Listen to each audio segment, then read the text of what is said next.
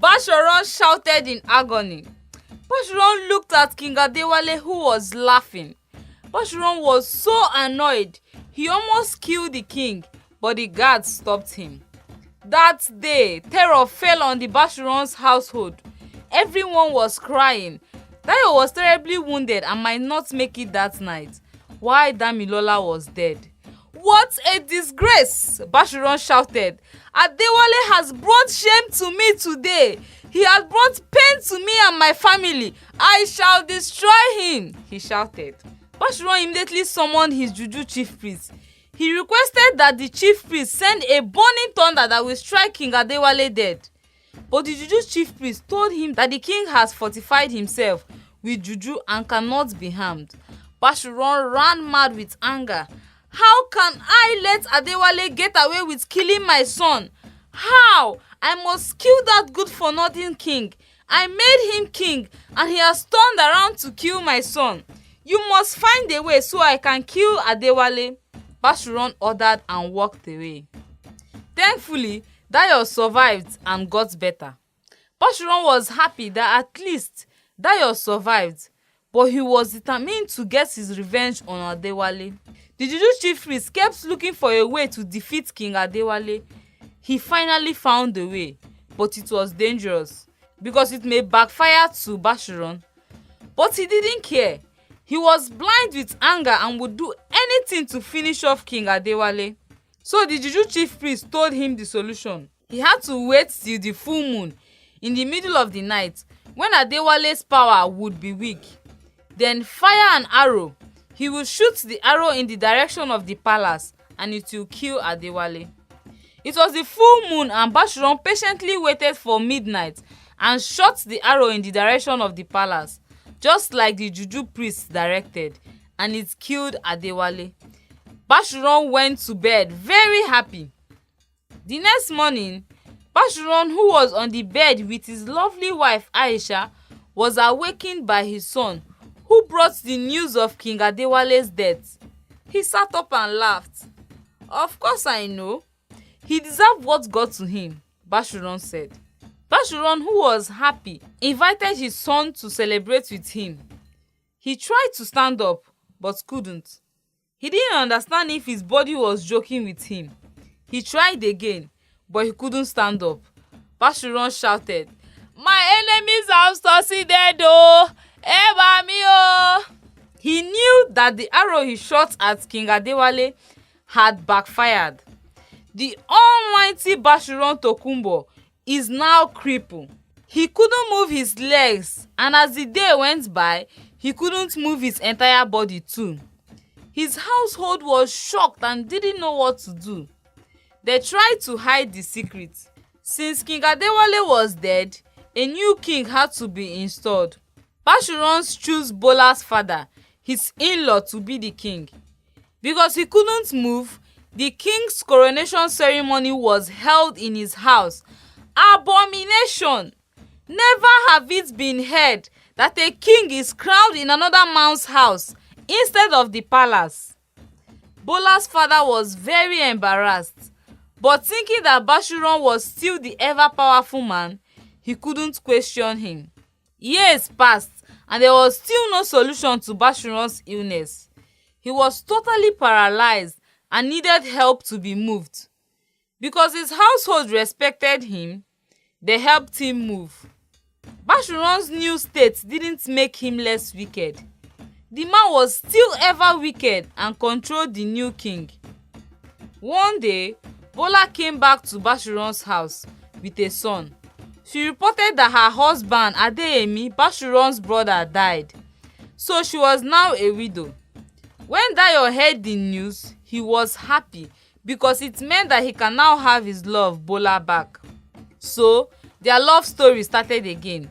They would share good times together and Dayo dreamt of marrying her. Until one day, Bashorun summoned Bola and the entire family. The family rejoiced, thinking that Bashorun wanted to announce the wedding of Dayo to Bola. But instead, he announced that Bola will now become his wife. The entire family shouted out of surprise, "Ah! Ah! Bola cried her eyes out, and Dayo ran mad with anger. He couldn't question his father, but now he no longer respected his father. The entire family, apart from his first son, saw him as a wicked man and was very disgusted by him. Aisha, who usually helped him, now hated him and refused to help him. But Bashorun didn't mind. Instead, he summoned his juju priest who had been looking for a solution to cure him. Finally, he had a cure. Bashorun would have to sacrifice fresh blood the gods was asking for his son Dayo. Bashorun refused. He asked if there was someone else he could use instead of Dayo, and the chief priest called Bola his latest wife.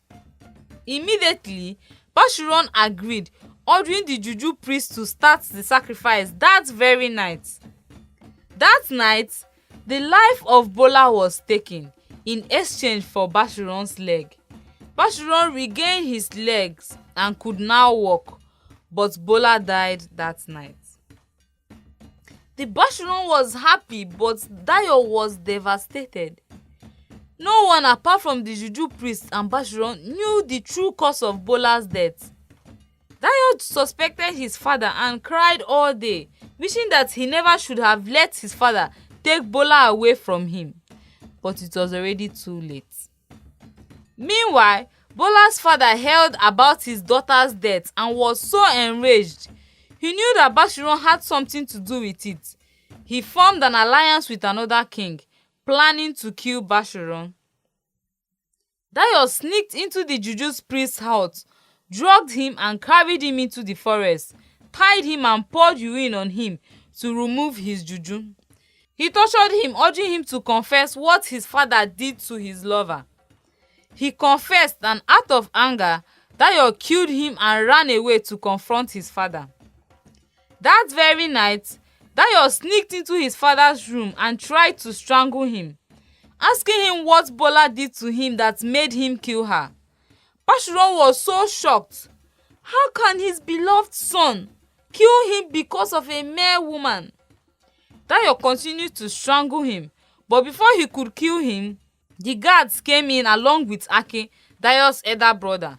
They seized Dayo and threw him in prison. Why did you try to kill our father, the man that gave you life? Dayo? Aki questioned his brother. He killed my woman, Dayo answered back. But Aki didn't mind. He would do anything for his father, even giving up his own life. Dayo remained in prison, while the entire family of Bashorun rejoiced, thanking the gods for making Bashorun healthy again. Unknown to them, Bola's father was planning an ambush.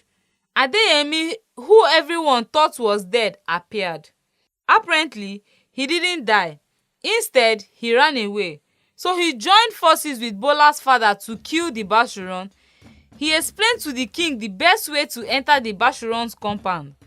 While Bashorun and his household were partying and eating, the king's army invaded Bashorun's house.